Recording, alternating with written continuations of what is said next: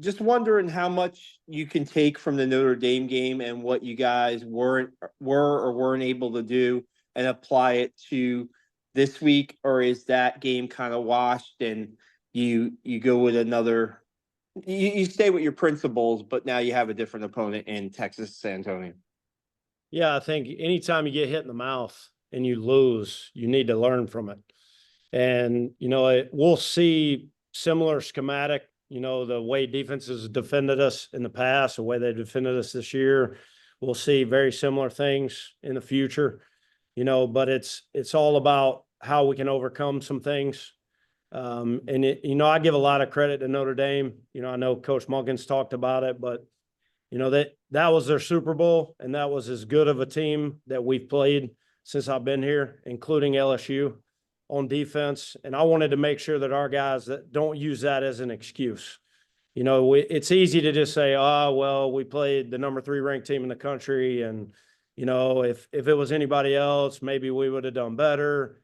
That's an excuse. And I held myself accountable, and I held everybody on the unit accountable, and they hold themselves to a very high standard, and we didn't get it done, and we didn't meet the standard, and we've got to continue to play better, and we got exploited in a lot of different ways. So, you go back to the drawing board of fundamentals, you go back to the things that we need to do to be successful, and hopefully that motivates us this week to practice and prepare for a really good opponent in UTSA.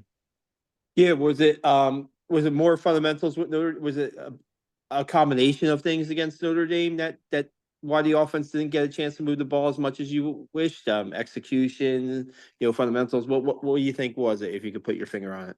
Yeah, it was certainly compounded, but when you look at their defense, I'm not sure that they misfit anything the entire night. And it was unfortunate because I thought if we did some things and but the perimeter, the pass game, they played nearly perfect in their fits and their eye discipline, and they matched our physicality, which is the first time this happened all year. So they're certainly talented. I think they deserve the ranking that they have. And it was a tremendous challenge across the board. It was very difficult. And I attribute that to them, but we made them better, and that's what I told the guys. We made them better, and we've got to continue to improve and not reinvent things because we're playing Notre Dame. You got to get in the same toolbox that you used every week. And because you're playing a really talented player or not having the success that you want, we can't reinvent the wheel and do different things just because they beat me the last time or they beat me on this drive. So we left some out there. But again, I give a lot of credit to them. They played really, really well and made it very difficult for us to sustain blocks, to get blocks on the perimeter, to generate explosion plays. We threw the ball 14 times. And I think 5 of those we had to run because they were covered. So it was very difficult. And I give a lot of credit to Coach Freeman and Coach Golden and Notre Dame staff. But we've got to learn from it, and we've got to move on. But there's a lot of motivation with our guys wanting to get that bad taste out of their mouth. But we got to play better, and we got to execute better. That's for certain. Yeah, one more. Is there a concern the last few games of scoring has been a little bit down? Are you concerned about that, or is it just a matter of just hitting those plays and the execution maybe be dialed up? You have faced some pretty good teams too, and some teams that in Air Force that a team in Air Force that knows you pretty well too. So I just wondered how you feel about that.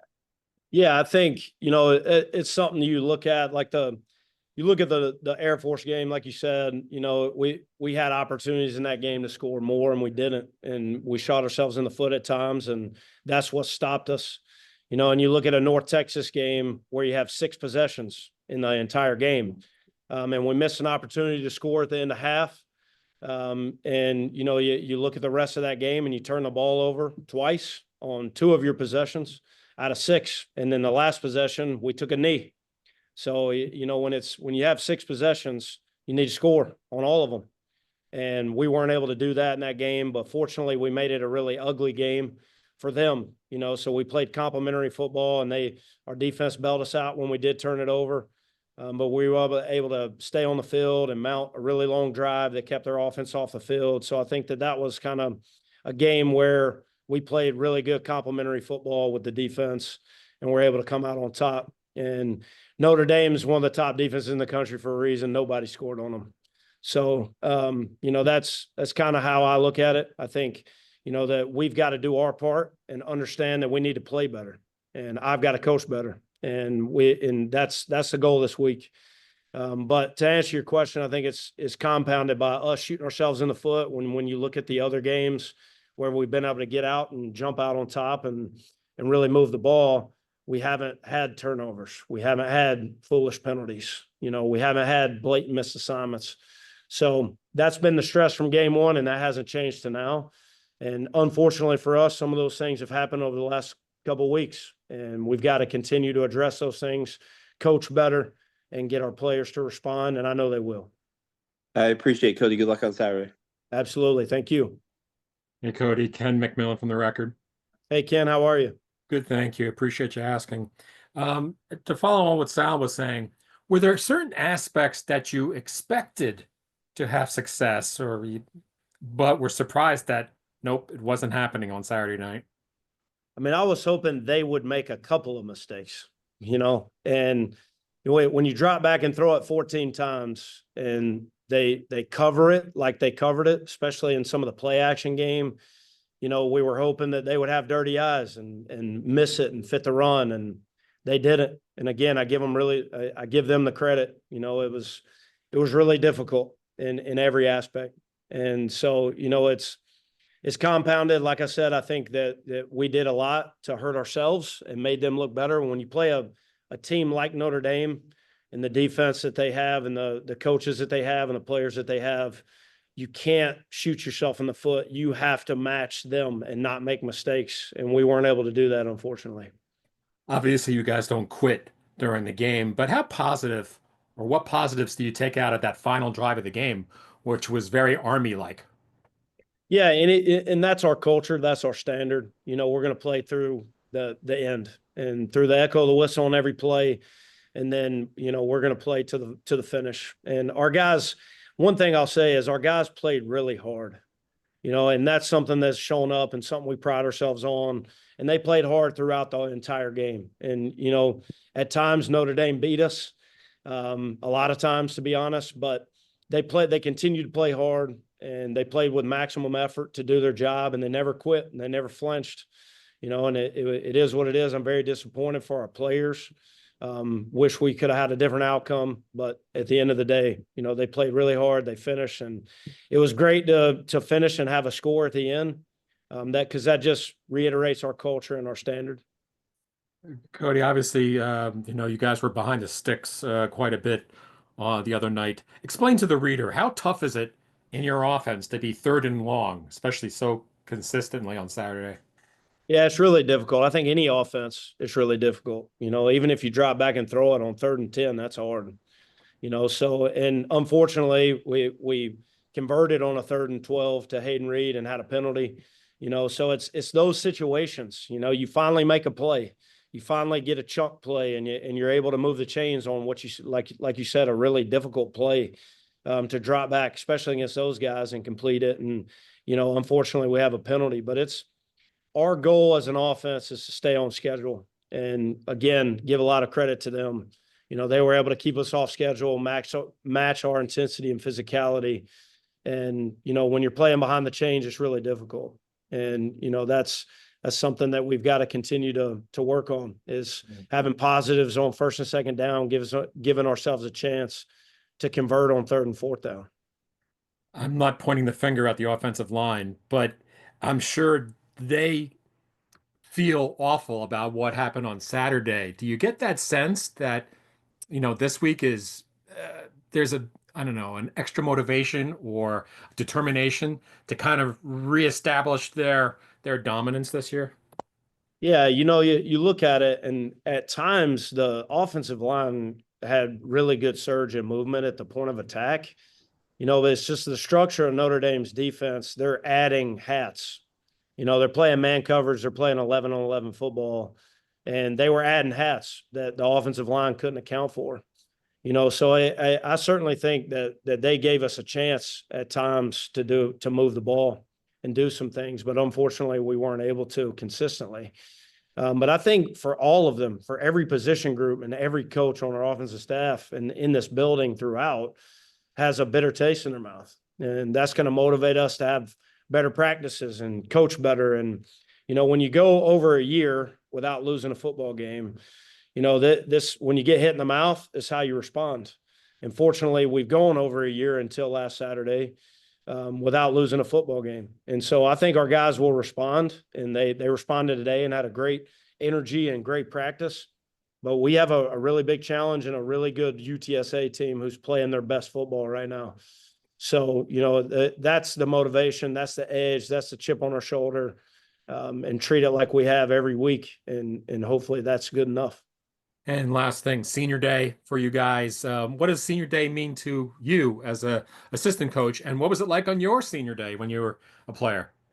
Yeah, I think, you just to be able to honor the guys that make it through our program and have, the old cliche of blood, sweat, and tears and have made it this far and really been have the year that they've had and the success that they've had over their course of their career here.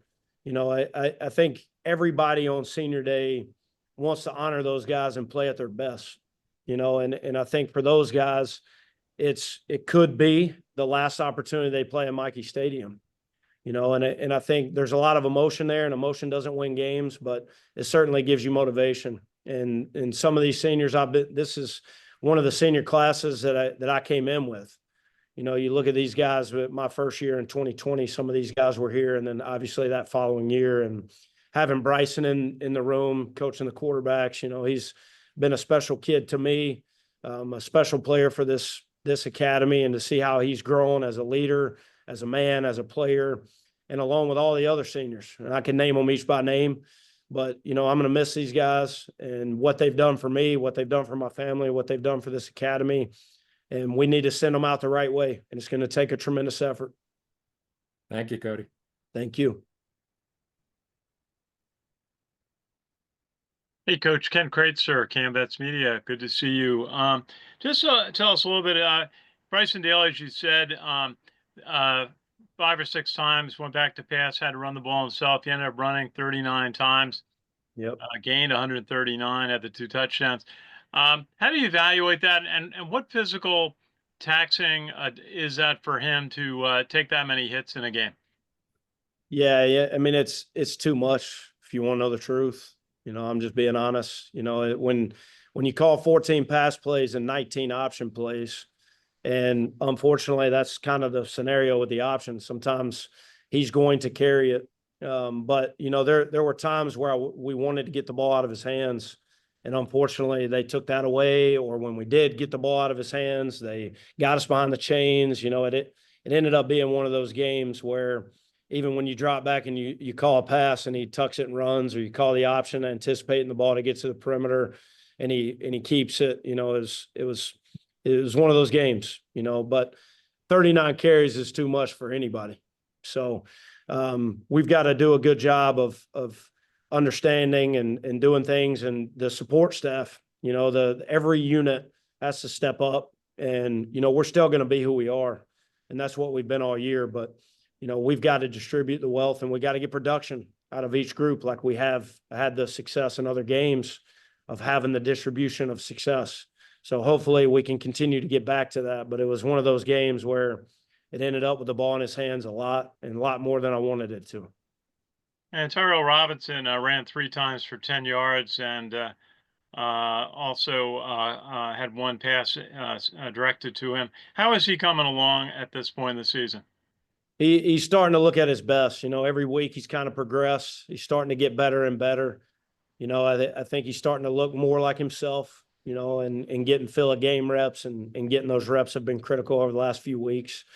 But he's a player that's got to factor in for sure, and has done a really good job. And I'm obviously excited about him. Hey, just to ask you about, you've played 10 games now, and you got there's a lot of film out on you. When you look at an opponent like Texas, San Antonio, they've got 9 or 10 games they played you can watch on film. How do you approach that, analyzing a team season when they played so many games? Yeah, it's every week you have to evolve and you have to be creative and you have to give them, change ups and things that they're going to prepare for the bread and butter things and the things that we need to do to be successful. But the every plan every week for an offense and a defense is to have a wrinkle or a certain thing that you're doing out of a formation or a motion, and that's not giving a game plan away. That's SOP. That's every offense in the country. That's every defense in the country. We've got something different every week defensively than what we've seen on film. In some regard, a different look, a different pressure, a different personnel package, certain things. And I assume that defenses anticipate the same out of us because we haven't looked the same week to week to week to week. So that's pretty common in college football. And when you have a catalog of everything over the course of 10 games, there's a lot you can pull away and a lot that you can see, tendencies and things like that. And so we've got to do a really good job of executing and doing our job at a high level to give ourselves a chance. What do you see in the UTSA defense that impresses you? Their length, their size, their speed. They've had some injuries on defense, and I think the guys that have filled in that role, they're playing their best football right now for a reason. I think early in the season they were missing some key pieces on both sides of the football, and the guys that have replaced those guys have banked reps and have played in games and have now are playing really good football. So, you look at their defensive line. Some of those guys played against us last year. Same thing at the linebacker level in the secondary. Sometimes for a lot of those guys, this will be the third time they played us. So they have experience. They understand what we're trying to do. They're very multiple, but their length, their speed, they pride themselves on being tough too. They talk about the triangle of toughness and how their standard and their culture. And I've got a ton of respect for them. Their head coach, I think, does a great job. When I was recruiting in Texas, I didn't beat anybody at Army on any UTSA offers. So, they're really talented, and they coach them up and they have a great culture there. And it's going to be a real challenge this week, especially the way that they're playing. Hey, just a final question on senior day. Do you have players on your scout team or seniors who just don't get a chance to get on the field that often, but have contributed significantly to your program you might like to highlight? A guy like David Hoyt, who played a lot last year, hasn't really had a lot of reps this year. Some of that due to injury, but he's a guy that is awesome in that room, in the offensive line room, and has been a great kid here, and a guy that his teammates admire him. A guy like Booby Law, this is his 5th year and he's a senior. And he had a starting role in some capacity over the course of 4 years. And this year, he served in a backup role and done a really good job there. And, and I've highlighted guys like Cam Schur, who's a senior, who is, a third string wide receiver, but comes in and has played in every game and been really impactful in his opportunities. Guys like Will Montesi, who's transitioned positions, who's done everything we've ever asked him to do in this program. And he's a guy I have a ton of respect for, and the players admire him and respect him, but those are the guys that don't get all of the, Bryson's easy to highlight. Tyrell's easy to highlight. The guys up front are easy to highlight. Casey Reynolds is easy to highlight, but, David Crossan, like as a senior, playing every game and filling a role as a starter, and the path that he's taken, of being a defensive lineman in transition positions, so he's a guy for sure. But all those guys have impacted this program and the academy and their teammates. And they have a ton of respect to their teammates, whether they played every snap or 3 snaps or no snaps in a game. They're an integral part of our offense, and we're going to miss those guys. Thanks, Coach. Good to see you. Happy Thanksgiving. Yep. Thank you. Same to you. Thanks, Coach. You're good. All right.